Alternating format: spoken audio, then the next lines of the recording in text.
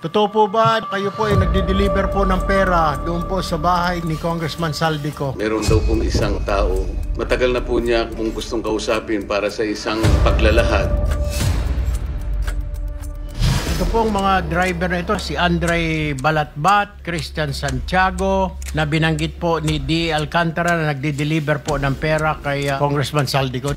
Totoo po ba na kayo po ay nagde-deliver po ng pera doon po sa bahay or sa condo ni Congressman Saldico? Isang beses lang po ako nakapag-deliver doon. Mga nasa 6 to 8 na maleta po. Saan niyo po dineliver yung mga maleta na yon? Sa Valle Verde po. Yung sasakyan ho na yan, alam niyo ho yan? Yung NFI 6319? Your Honor, bali yan po yung sa Fairview po. O yan po yung sasakyan ng kumuha ng mga maleta. Saan po ang nangyari itong transaksyon na ito na palitan? Phoenix Petroleum po sa Dahlia Street, Fairview po. Mr. Christian, ikaw naman po, ilang beses ho kayo nakapag-deliver ng pera po? Doon po sa Dahlia po, 7 beses po. Dahlia?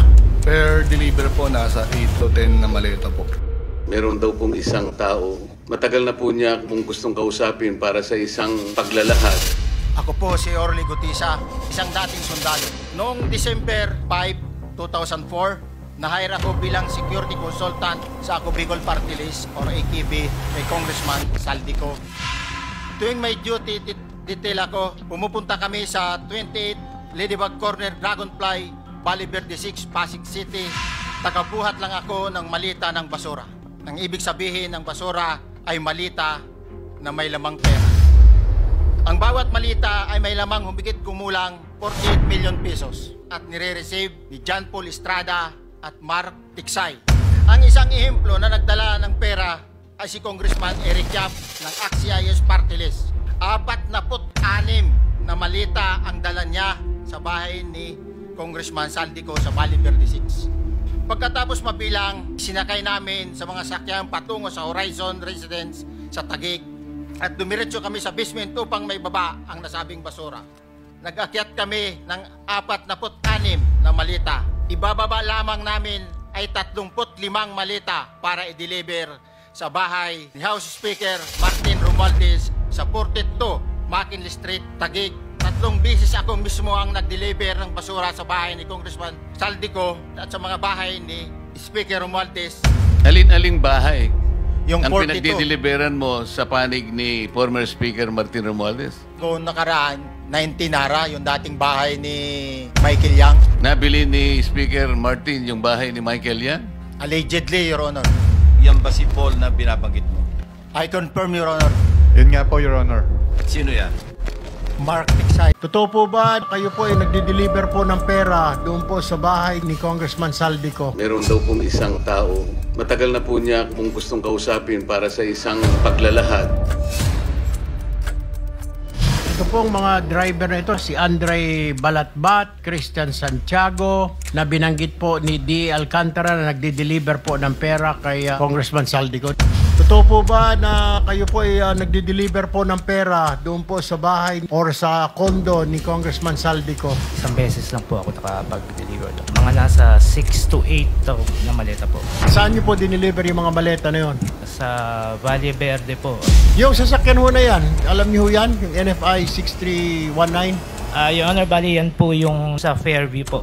O yan po yung sasakyan ng kumuha ng mga maleta. Saan po ang nangyari itong transaksyon na ito na palitan? Phoenix Petroleum po sa Dahlia Street, Fairview po. Mr. Christian, ikaw naman po, ilang beses ho kayo nakapag-deliver ng pera po? Doon po sa Dahlia po, 7 beses po. Dahlia?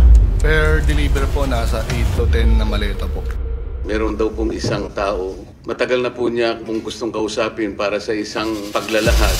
Ako po si Orly Gutisa, isang dating sundalo. Noong December 5, 2004, na-hire ako bilang security consultant sa Ako Bicol Party List or AKB kay Congressman Saldico.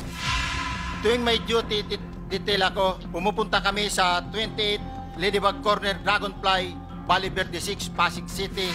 Tagabuhat lang ako ng malita ng basura. Ang ibig sabihin ng basura ay malita na may lamang pera.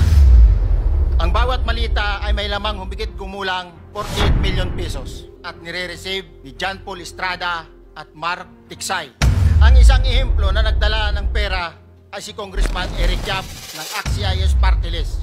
46 na malita ang dala niya sa bahay ni Congressman Saldico sa Valle Verde 6. Pagkatapos mabilang, sinakay namin sa mga sakyan patungo sa Horizon Residence sa Taguig at dumiretso kami sa basement upang may baba ang nasabing basura.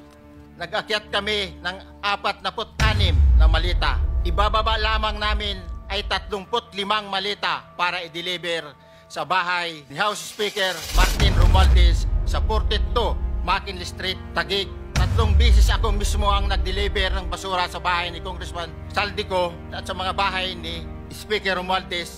Alin-aling bahay Yung ang 42. pinagdideliveran mo sa panig ni former Speaker Martin Romualdez? Noong nakaraan, 19 Nara, yung dating bahay ni Michael Yang. Nabili ni Speaker Martin yung bahay ni Michael Yan?